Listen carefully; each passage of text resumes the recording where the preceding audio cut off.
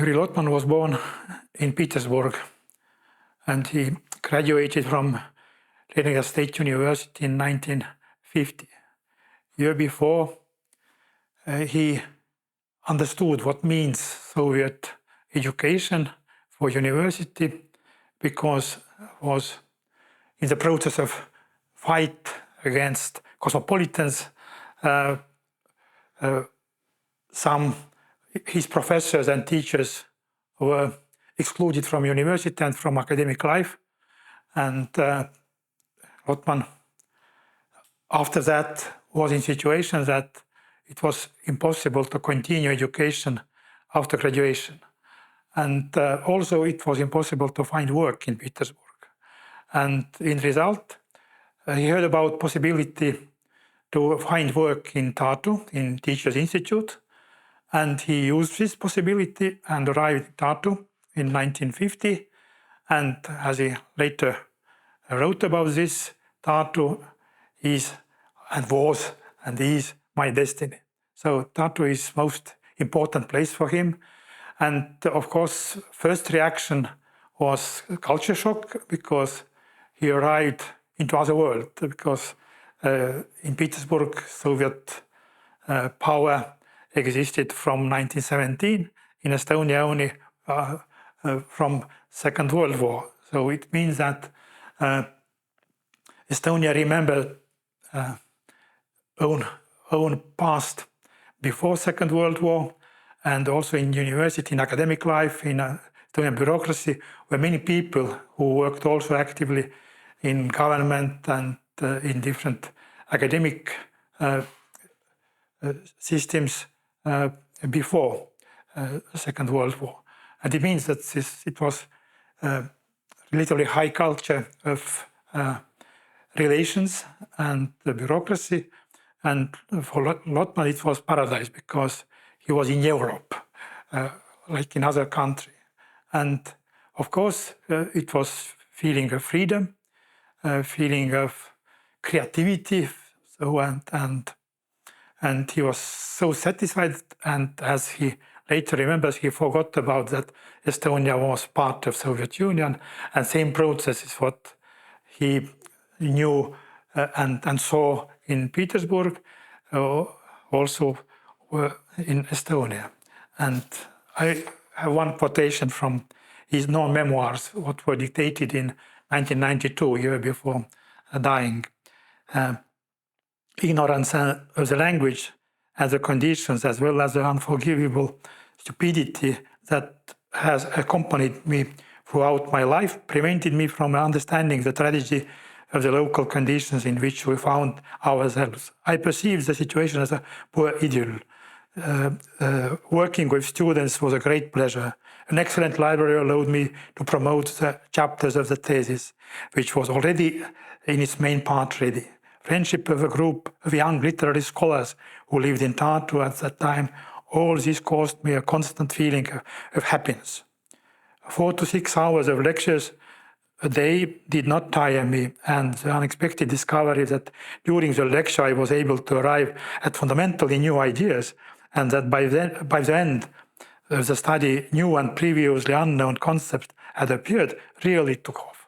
So it was really new situations, and he worked 5 years in this Teachers Institute, and then he was invited to Tartu University, and also there he had many lectures, but as I quoted already, lecture was for him not only work, but it was process of thinking and process of realization, own creativity.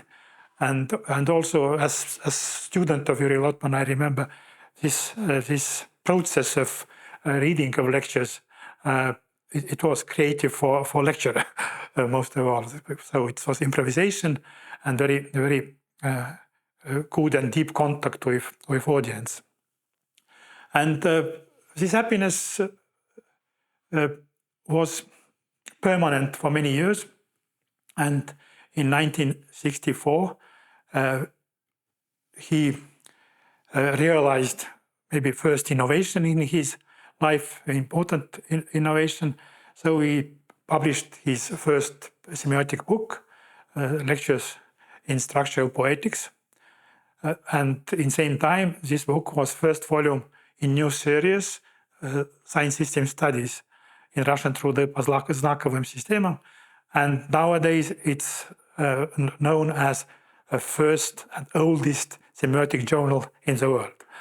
So, and also in same 1964 was organized the first summer school of semiotics in Käriku, near the Tartu. And it's a very famous event, and later it was repeated sometimes.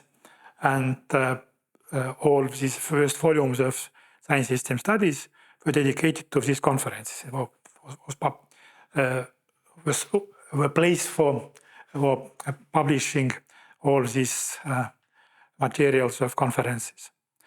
So, and on this basis, so freedom for developing of semiotics means that Lotman developed his ideas and had new hope to organize some institutionalization of semiotics in Tartu University, because he worked on the Department of Russian Literature, and he was professor later Russian literature, but he dreamed about teaching of semiotics, Center of Semiotics in Tartu, and he knew already that same process in Moscow were cancelled by government and by different officials, and also materials of first international conference in Moscow disappeared. In principle, were published, but all 500 books disappeared. Only some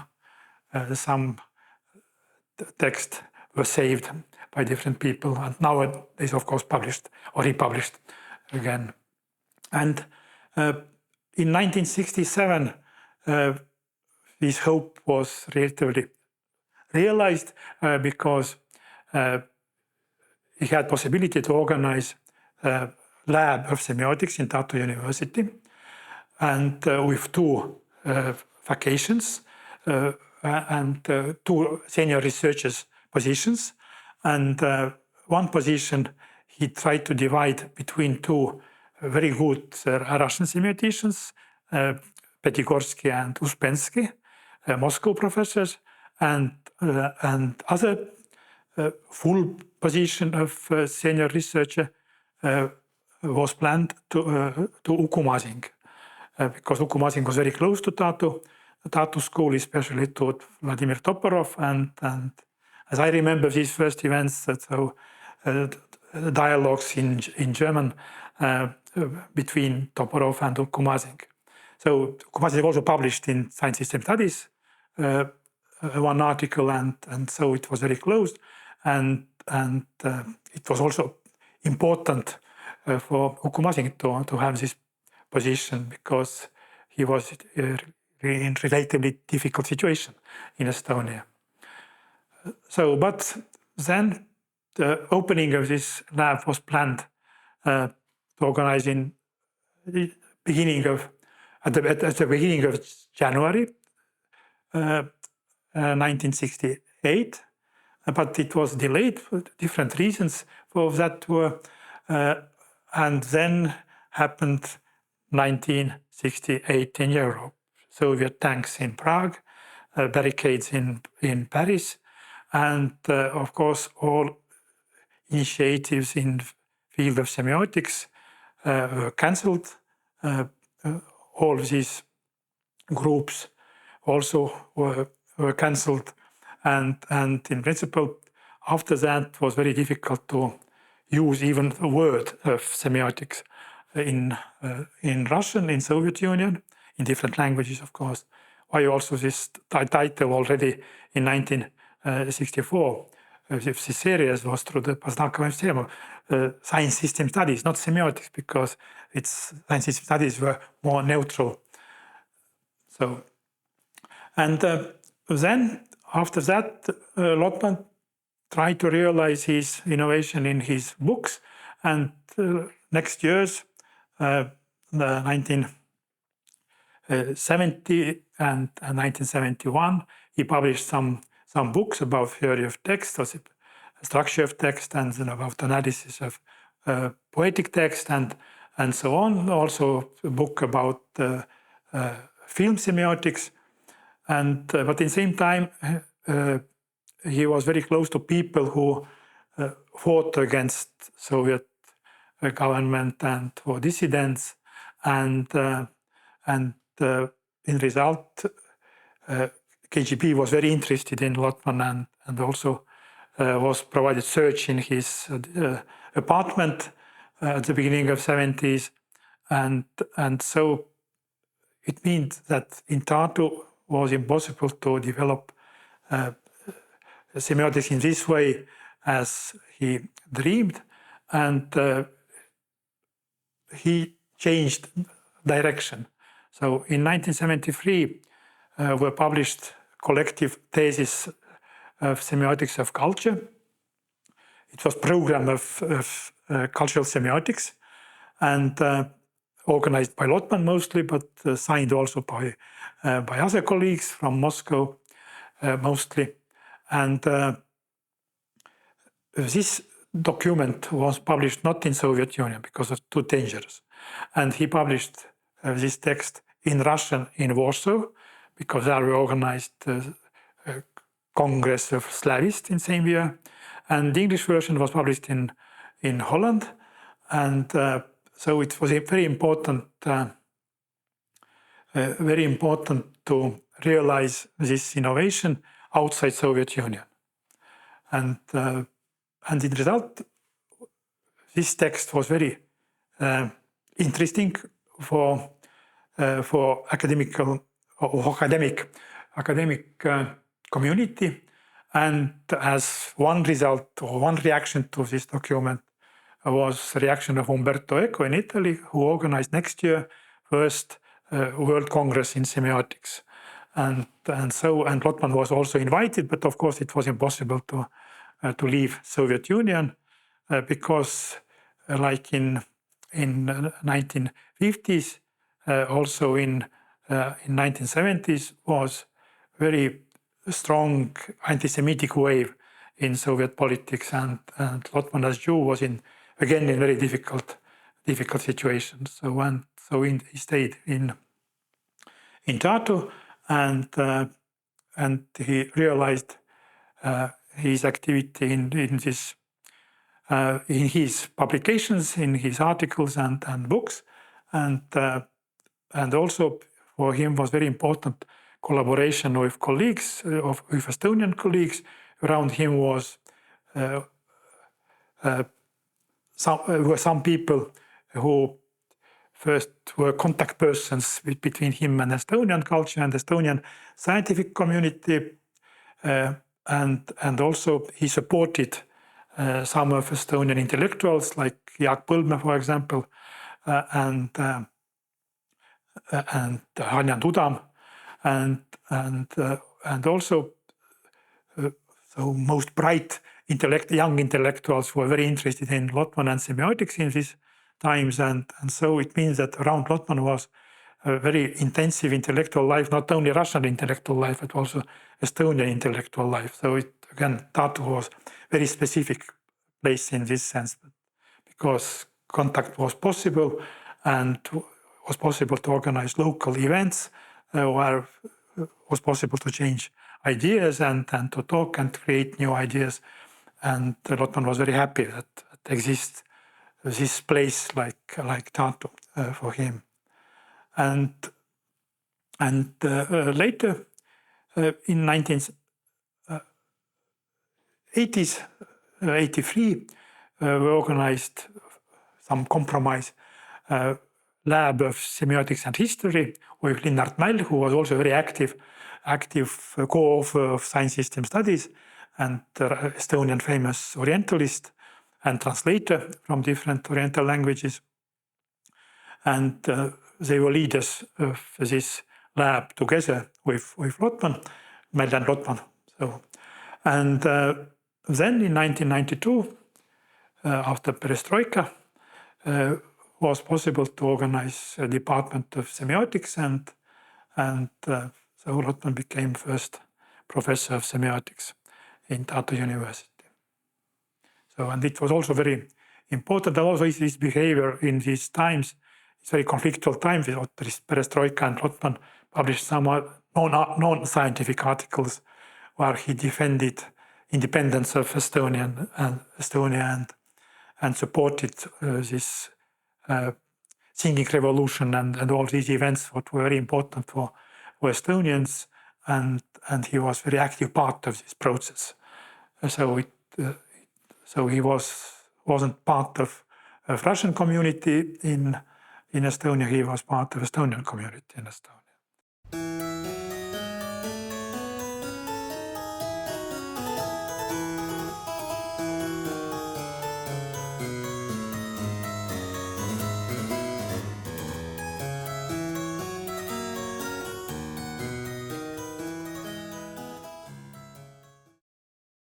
In 2022, we celebrated Juri Lotman's 100th anniversary.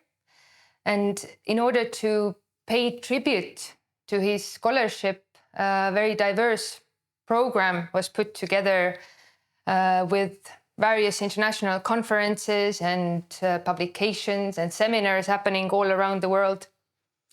And this year of celebrations gave a very good overview of this extent and variety that Juri Lotman's ideas are currently used to actually analyze and deal with contemporary cultural phenomena, from digital culture to environmental issues, from political and media studies to art and education.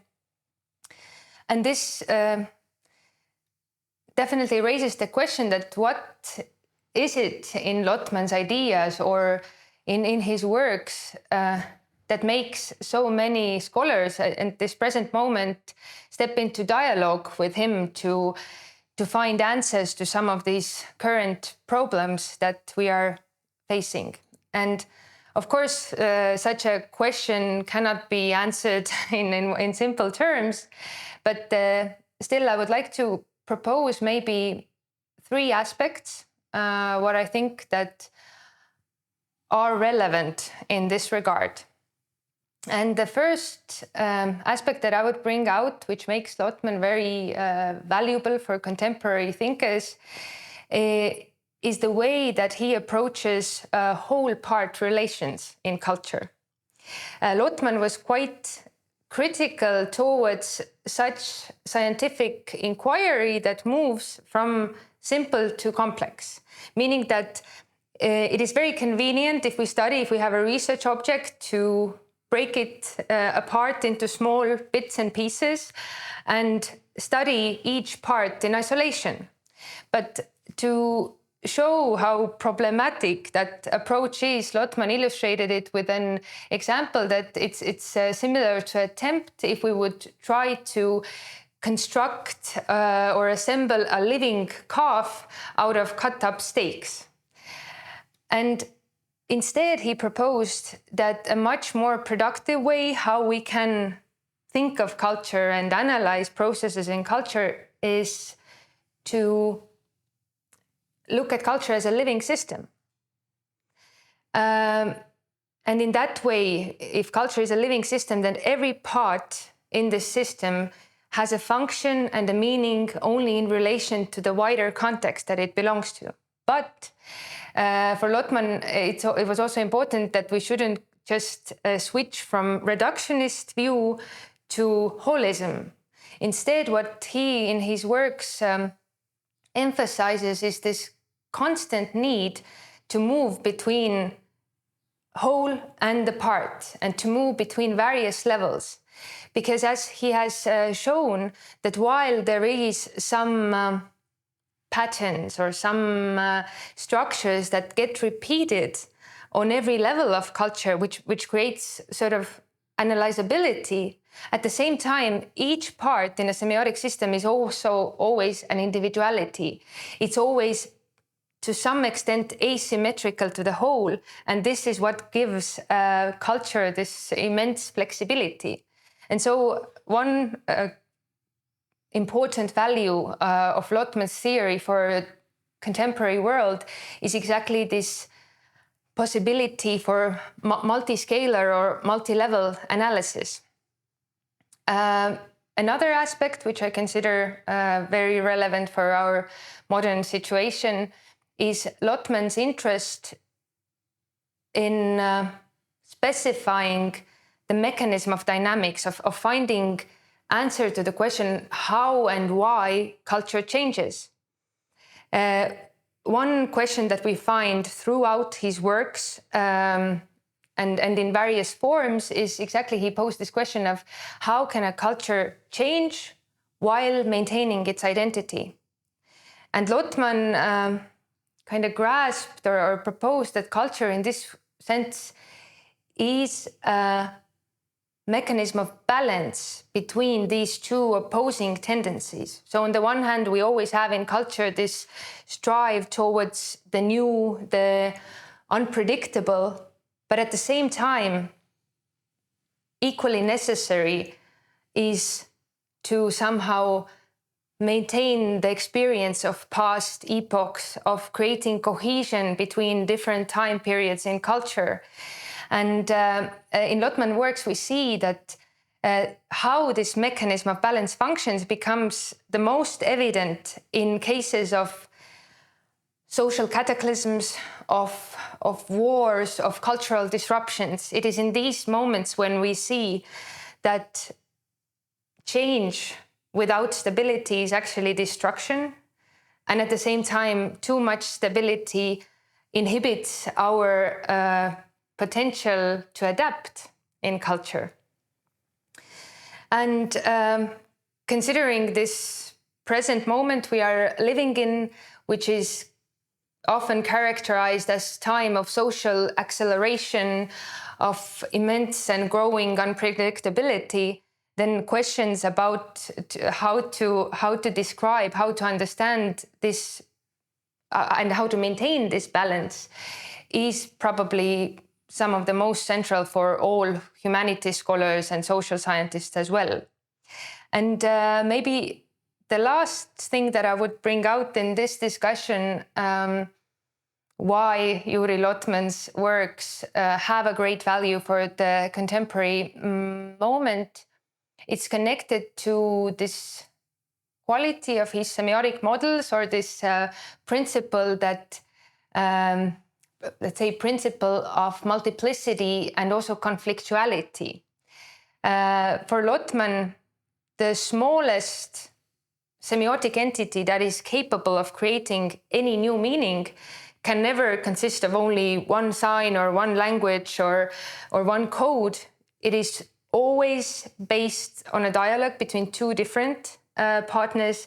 And what is especially important is that not only that there is dialogue, but also that there is some level of misunderstanding, because only then we have something valuable to say to each other.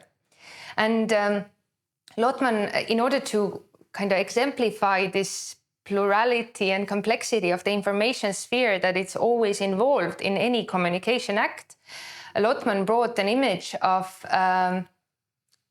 museum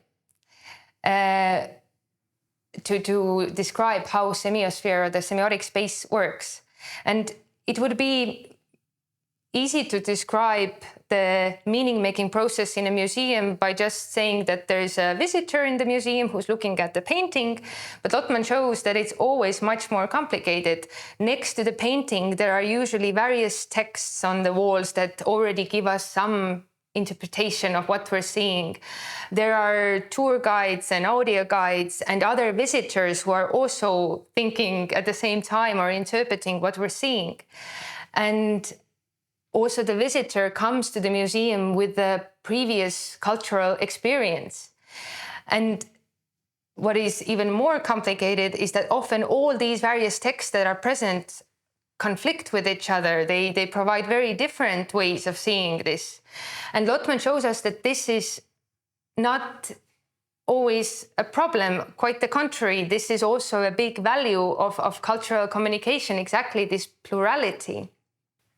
And in such a way, Lotman manages to provide us with models that can account for this vast diversity in culture and to some extent also account for this paradoxality. And I think if we consider the informational sphere that we are living in the present moment, that is characterized by fragmentarity, by decontextualization, by immense information overload, and also often information manipulation, then such models as Lotman provides are very much needed.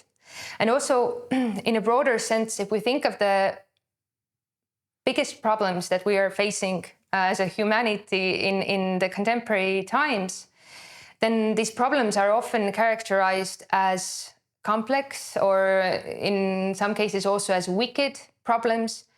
This means that not only that we cannot solve these problems in the framework of one scientific discipline, we cannot even start to understand them if we look at them only from one perspective. It always demands the dialogue between a variety of perspectives. And to make things even more complicated, very often the solutions or the descriptions from these perspectives conflict with each other.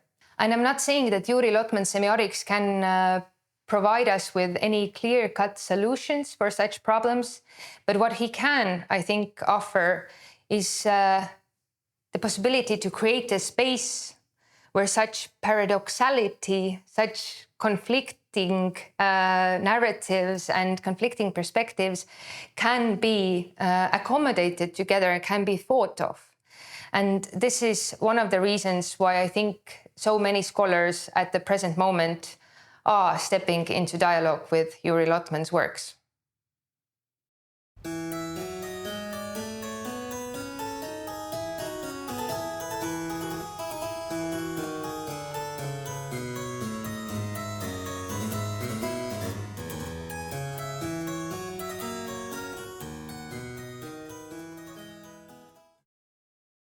My name is Ellen Lotman.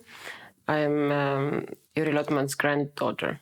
And my memories of him are mixed, because most of my memories of him are from childhood. I was in my early teens when he passed away. So first and foremost, he's a grandfather to me. And my memories of him are more of a typical grandchild-grandfather connections.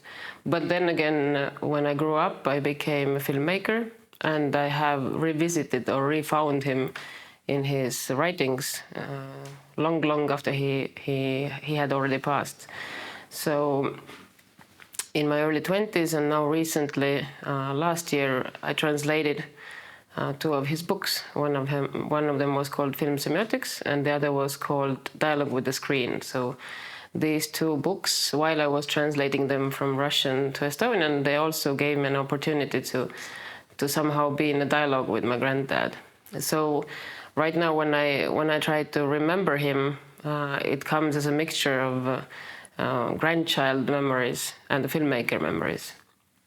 And as a grandchild, of course, I would say that first and foremost, he was a fantastic grandfather. He was always very friendly. I never remember him being angry. And he and my grandmother, Sara Mints, were always like this intertwined, strong pillars that my childhood relied upon for a very long time. We lived together with them for most of my childhood in the same apartment. And my granddad's study, where he also lived and worked, was like a huge library. So I remember going to talk to him. He always passed through a kind of labyrinth of books. So we grew up in the world of books, and he always made sure that children would have an access to books. So on the lower shelves, there were always the books that could be interesting for the children. So there were a number of books on art history. I remember one which was a history of puppets, so and dolls. So he always when he managed, he took some time to sit with us and look at the books. I still remember that the books are also sacred in a way, so you had to wash your hands.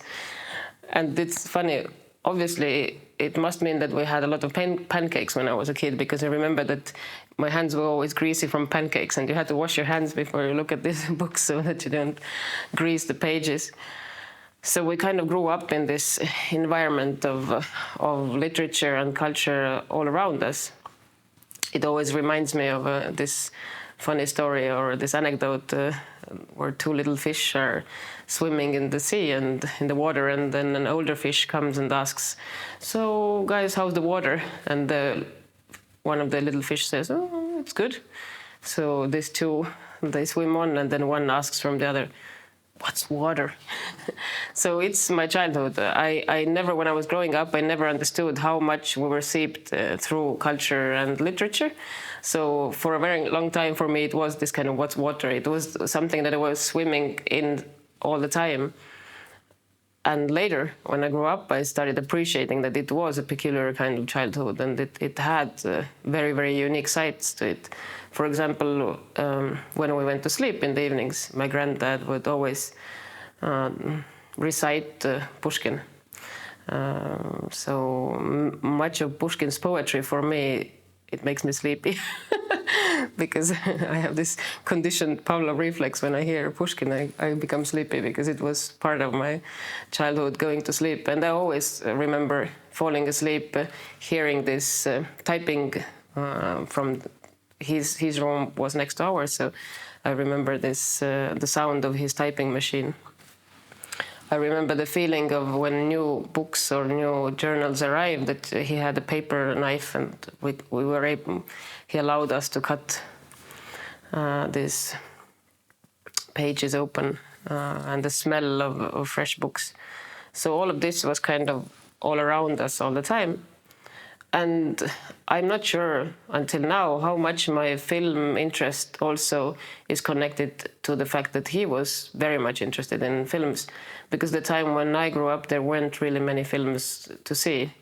So I was in my early teens during the regaining of independence and the dissolution of Soviet Union, which meant that US films started coming into our cinemas when I was a teenager. But he already passed away, so we never really had a very joint film watching experience. But I remember watching him from Estonian TV programs where he spoke, for example, about Antonioni's blow up. It was one of his favorite topics in film. He spoke about it a lot. He spoke in a lot of Estonian TV programs, which were recorded in our house. Some of it became part of my, I guess, unconscious. So I think it does have an effect on the fact that I somehow decided that I want to be a filmmaker. He was interested in many things. If he hadn't been a semiotics and literature scientist, he probably would have been a biologist. And my father, who is his youngest of his three sons, is a biologist. And my mother and also my eldest sister. So this interest in the world around us, I think it can take many forms. The fact that he ended up in Tartu, I'm quite sure it had an effect on his writing, because Tartu was a peculiar, it still is, I think, a peculiar kind of place, but especially in the Soviet Union, where there wasn't much of a breathing room. Tartu was kind of different. It was a little bit around the corner. So although we had KGB and all the shebang we had here too, it still was, there was kind of a little bit more breathing room than maybe in bigger towns. Plus his writings about like the core and the periphery, I think are strongly affected by the feeling that he got in Tartu. Another thing which is, I think, very nice about Tartu is there is so much nature. So it's the university town, but it has a lot of parks. It's kind of like parks are, you don't even sense a separation between the urban space and the park. It's all around. So it's very supportive towards all kinds of peripatetic activities. So he used to walk around a lot. He and our grandmother Zara Mints, they had long walks. So Tartu is very walking friendly place. So I think also the ability to walk around and talk and discuss and have your thoughts somehow grow during the process of walking is, I think, very close to it. There is a reason why there is a philosophy school of peripatetic thought. The more I kind of grow and learn how to be myself, the more I understand that walking is part of my psyche. And I think it also comes from the childhood in Tartu, where we didn't really use any kind of transport. Also, not so much bicycling wasn't around back then. So walking was a completely natural way of being in Tartu. And he always walked to the university buildings, and he walked back, and they had made very long walks. So I think it also affects. It kind of creates a certain way of thinking. It creates a space where your thoughts can rumble, and kind of, but they don't become circular.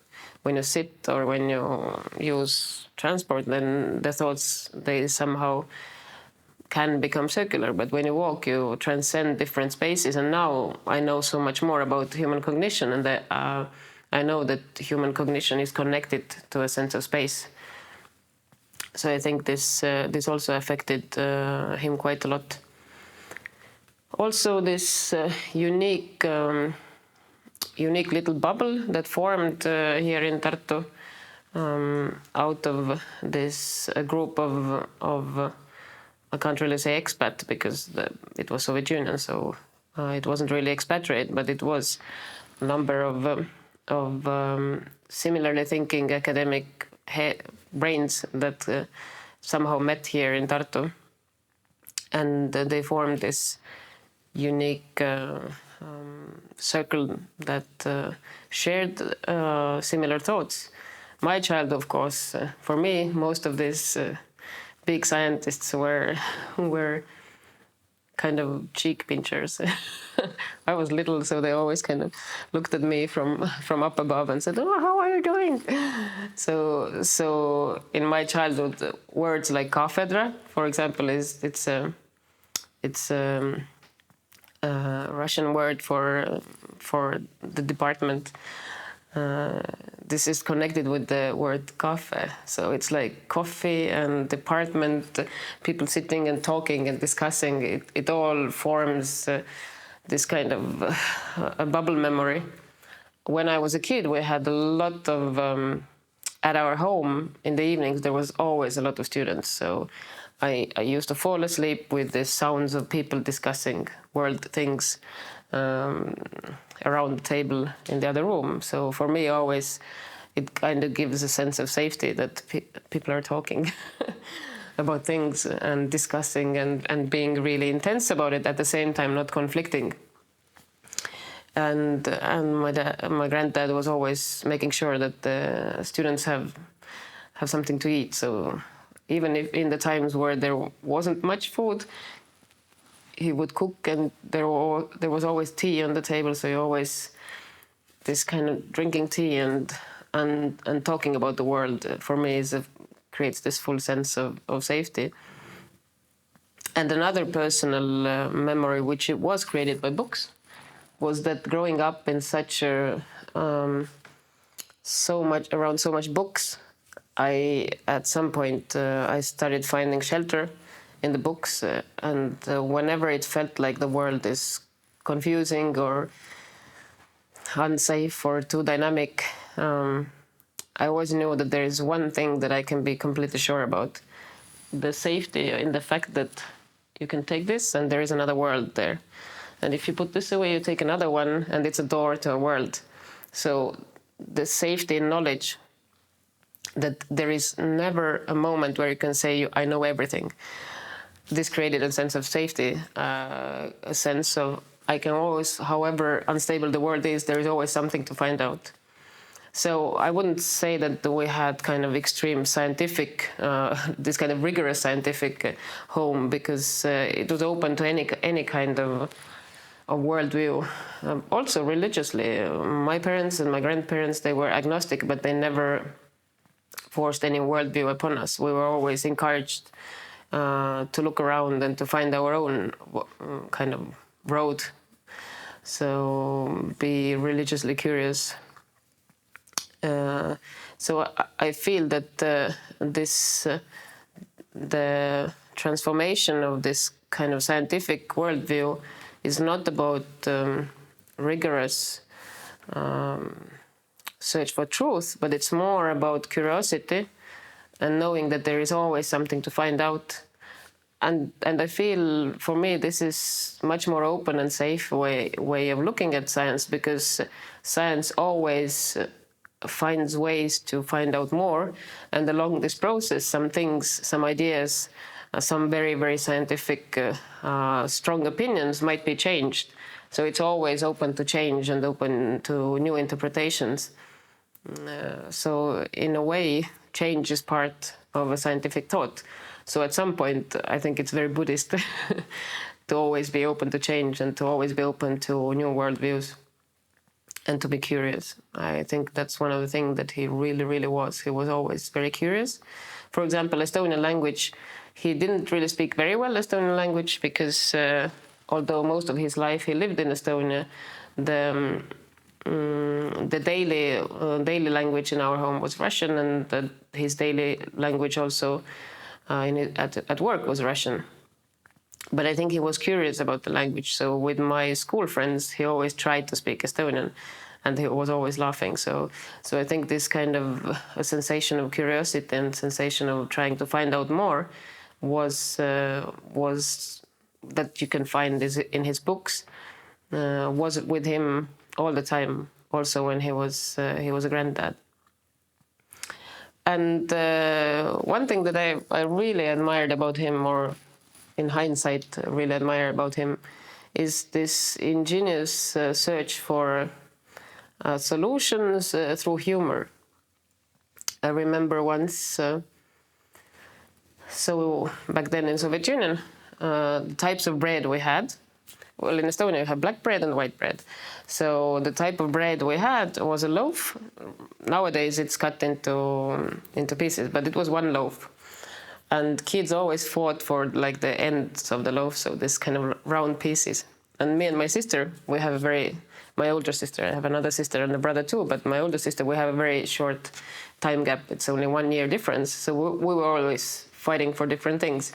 And we were also fighting for this white bread kind of end. In Estonian it says, the name of this is sajakons. So he saw us fighting for this, and once he told us, "Okay, girls, we have to figure this out. How to solve this issue." And he said, "So what we have to do is we have to write to the bread factory, and we have to tell them, please invent the bread that only consists of these short ends." So I'm not sure. We might actually. I think we might even. I'm not sure, maybe we wrote the letter, I'm not so sure anymore. But this idea that if you have some kind of conflict, you don't solve it you solve it with some kind of new solution. So it doesn't ignore the conflict, but it gives it another layer, and it gives you a way out of this conflict to an ingenious solution that you can find together. And also humor, because obviously it was a joke. So these ways of thinking, I think, have influenced me and my whole family. So my two sisters and my brother, so my older sister is biologist and nature conservationist. So my brother is a cardiologist, and my younger sister is an anthropologist.